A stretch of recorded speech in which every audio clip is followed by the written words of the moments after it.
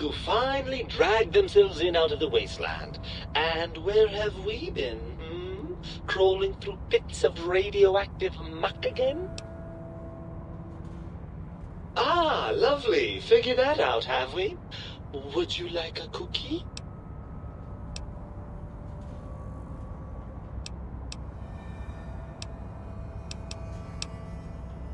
Well, that's a fine how do you do. Me, quote, Dick, unquote. As if I'm the one responsible for the way you carry on gadding about the wastes. I'm not the one that makes us clamber around Technus-infested ancient vaults or go charging off to New Vegas on missions of ill-conceived revenge. And have we forgotten who got us shot in the head and buried in a shallow grave? Do you think I enjoyed that little moment? I most certainly am not. I'm the seat of all reason and logic in our little partnership. All those, feelings that motivate you, those urges to hurt people, to take and crush and maim, do you know where they come from? Glands. They come from glands. Free of the tyranny of your ape-like and primitive endocrine system, I can see how foolish your motives are. Well, look, it's all a very complex system of biofeedback and other things I wouldn't expect you to understand. Oh, all right. Perhaps I am, but at least I'm logical about it. I'm not going to lie to you. The prospect is definitely not that appealing. Look at it from my perspective. Here I have peace, quiet, and safety. Well, barring the odd rogue scorpion. In your head, I've got poison, radiation, grisly injuries, and biological functions. Do you know how much more you can get done when you're not constantly looking for places to urinate? It's quite a lot, I can tell you.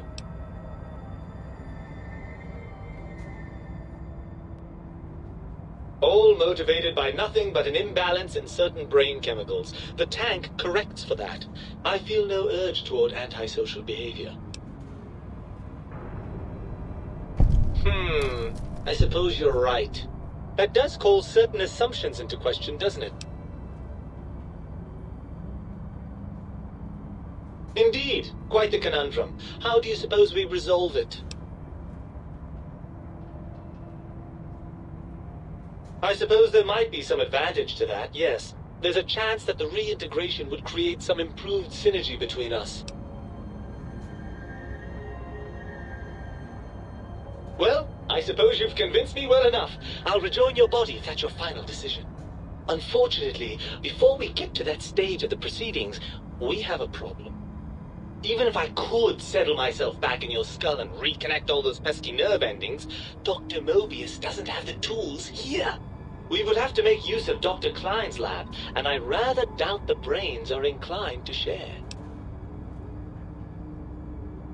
And you believe them? Really? I know you were recently deprived of my fabulous advice, but... Really? Once I'm delivered into their clutches, they'll find a way past the radar fence and the whole Mojave will be their playground. And that is assuming, of course, that one of them doesn't take a fancy to our body and decide to slip his own brain into it instead.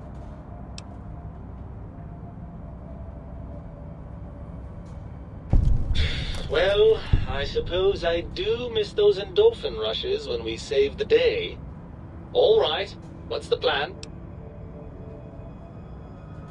Right! Look out, think tank! This brain is coming out of its jar! I suppose now that we're reunited, you'll want to fill your torso up with those other meaty parts the think tank took from us. Personally, I think your upgrades are quite a bit better. But now that I'm with you, the Sync's autodock can plug them back in no problem. Right then, off we go. Klein will be in for a nasty shock when he realizes the pacification field won't work on a mind and body reunited. Oh, I see you and your brain reached a compromise. How pleasant. I hypothesized after the indignant frequencies my receptors had, recepted, such a partnership-based conclusion would be low on the likely scale. If I recall, I had a plan that was working, whatever it was. I don't think it reached fruition. I would recall fruit if it had happened. I wasn't trying to kill them, just keep them out of trouble. What was that plan?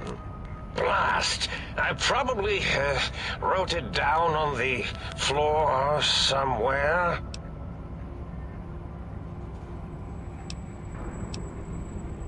That will be difficult. It would be like fighting 5 scaled-down versions of me that have better depth perception. And they have an arsenal of vivisectors, brainial beams, and a rather nasty ray that can make your atoms do a happy dance. If you could survive those highly improbable odds and ends, then deceasing them is definitely an option. Although I doubt killing them would do anything except make you feel better. Or let you brag to other humans about your primal violentness. Well, you could try and appeal to their humanity. That's a tired cliche. And really, when they were humans, they weren't very good humans. Well, there's many things they have forgotten, sitting in their bowls. Friendship, the thrill of discovery, love, masturbation, the usual. Much like your brain, I am certain there is something you can spark within each of them. Memories, hormones. A wise man once said, "The eyes do more than see. Make them see, if you can. Or, if not, you can always make them succumb to fear." It certainly worked for me, for a time. Then you came along, and bravery and/or desperation trumped that little idea. Back to the drawing board, I suppose. Or is this the end? Hard to tell. Oh, tell them I'm still alive. We had a nice chat, and we agree on a few things. That's true, isn't it? Or you could kill me and lie about it. Either way, it would be interesting.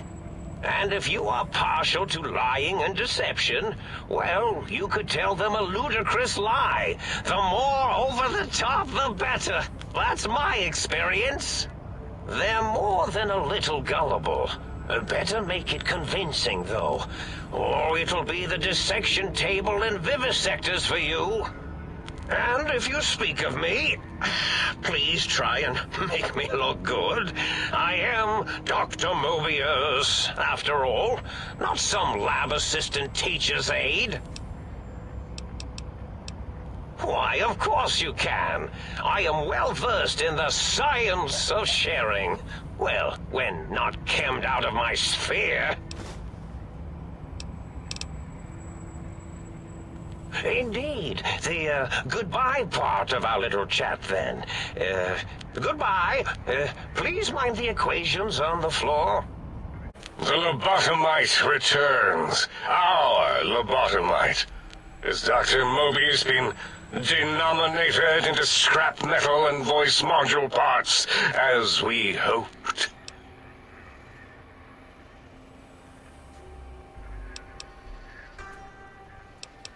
I recommend watching your tone with me, lobotomite. Now, your brain. Hand it over, or we'll extract it again. And what could we possibly have to speak about? You have the brain, we have the technology. All you must do is surrender.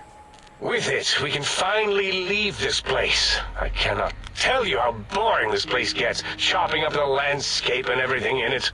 And we have so many questions to ask your brain first. About this Mojave place. A fertile testing ground for our experiments.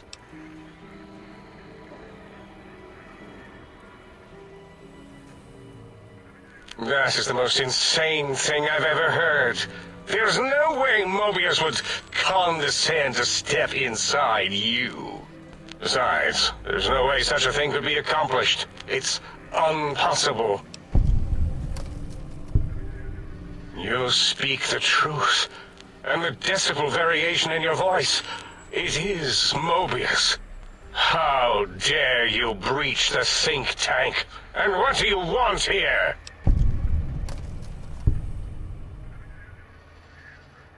That's no deal at all. There's a whole world beyond the crater, filled with ideas and possibilities. We could have escaped, seen it all for ourselves, tested it, prodded at it, made it squirm.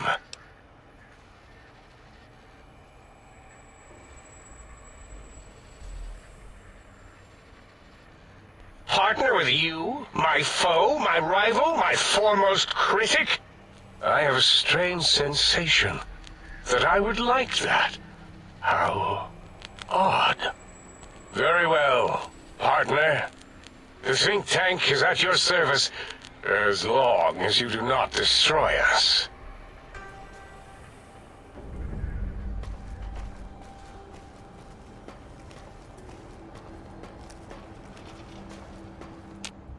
As it had been in the years before the Great War, Big Mountain, the Big Empty, became home to one of the most powerful minds of the 23rd century. The courier who had been brought to the Big Empty became its new overlord, using its facilities ruthlessly and decisively when needed. Sometimes, science is more than a quest for discovery. It is a weapon to be used in the service of one with the strength to understand it. The Sync Central Intelligence Unit was impressed by the amount of exploration the courier had undertaken. Facilities believed lost, destroyed, or ones that had simply gotten up and walked to new locations had been rediscovered by its intrepid new master. Internally, the artificial personality debated as to whether it preferred the old management to the new, and concluded that the courier's thorough approach to research and investigation was admirable and worthy of its respect. Dr. Mobius continued his research undisturbed in the Forbidden Zone. As much as he had attempted to create better scorpions, he tried the same with humanity, with considerably less success. These failures didn't bother him overmuch. Once the rush of mentats wore off, he forgot he had failed in any event. After all, the bright young mind who had come to visit him in the Forbidden Zone had already exceeded his expectations. The Sync atop the dome bustled with the voices of a small town, constantly chirping, arguing, and snarling at each other. Still, this all happened productively in the interests of its new owner. The Sync Central Intelligence Unit discovered, despite its inversion code, it was comforted by the sense of community the other personalities gave it. The Biological Research Station, obsessed with seeding everything in sight, requested a transfer to the X-22 Botanical Garden, so that it might, in its own words, sensually fertilize the garden's smooth contours. The garden sent back a polite refusal, saying it had prior commitments with a vault it had helped infect before the war. The book chute continued to devour all seditious materials until it nearly choked on a paperclip. It adamantly maintained it was a Chinese paperclip, and the whole thing had been an elaborately orchestrated assassination attempt. Whatever the reason, it slowed down for a while, carefully appraising each document and clipboard that came to it. The light switches continued to bicker and flicker. This persisted until the day someone dropped a flashlight in the sink, and the two of them united in their hatred of the showboat. One of them eventually transferred to the Lightwave Dynamics plant and began a long, unrequited affair with one of the holograms. The thing continued to ruthlessly scrub any particulate matter that came near it. Eventually, it gained access to the magnetohydraulics plant and nearly flooded all the Big Empty in an attempt to scrub the crater clean. Once it learned of the innovative toxins plant, however, it gained new purpose. It sought to develop antitoxins to flush into its drains and counteract the poisons bleeding into the soil. The toaster continued its psychotic spree, reducing all appliances in range to scrap electronics and spare parts. It learned several new murderous techniques from the courier and built a blood shrine to itself in the cuckoo's nest.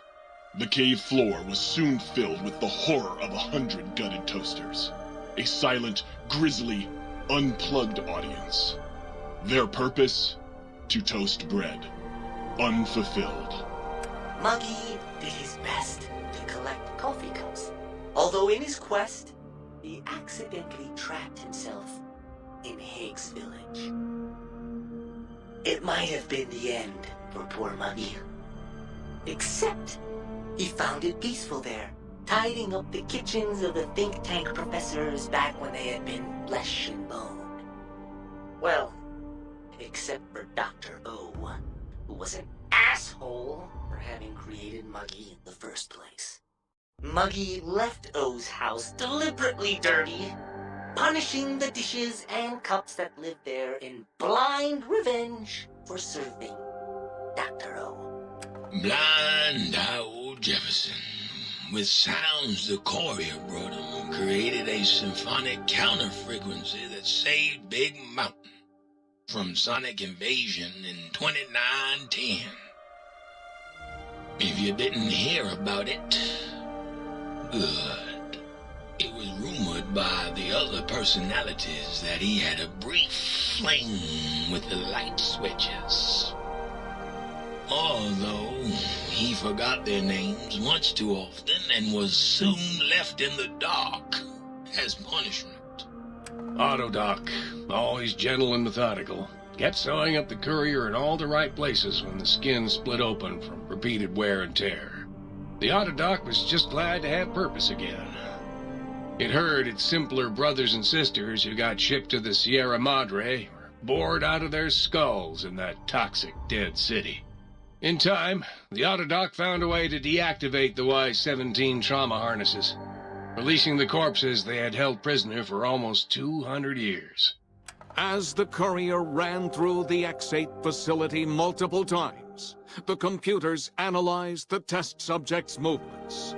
Rather than performing a superficial observation, they realized the subject barely knew what communism was, or even what a high school was. This confused them for a time, until the facility finally realized that its research had succeeded. So it let its cyber dogs out into the wastes to help protect small communities from physical aggression rather than communist propaganda. The infiltration program in X-13 felt spent, having repeatedly upgraded the stealth suit until it could upgrade it no more. It felt warm, fulfilled, and a bit sluggish. It realized not long after, the stealth suit had left it without so much as a note on the nightstand. So the infiltration program sent out robo-brains into the wastes, looking for its wayward technology. It eventually found Repcon HQ and set up a new research center, testing and murdering fiends who kept breaking into the facility. The courier, organs intact, continued onwards, a little less heavy of step, but with all the organs in the right places, as they should be. After all, brains can develop a life of their own when left to their own thoughts, and the courier's brain was more clever than most. Dr. Klein and the think tank remained alive, unaware of the world outside. They looped through their daily routine, none the wiser about the world beyond, although perhaps wiser was the wrong word. The world outside belonged to the courier, and if anyone would shape it, well, the courier had already called dibs. There is an expression in the wasteland, old world blues. It refers to those so obsessed with the past they can't see the present, much less the future, for what it is. They stare into the what was, eyes like pilot lights, guttering and spent, as the realities of their world continue on around them. Science is a long, steady progression into the future.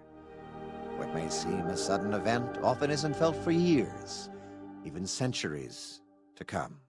The Big Empty lived up to its name.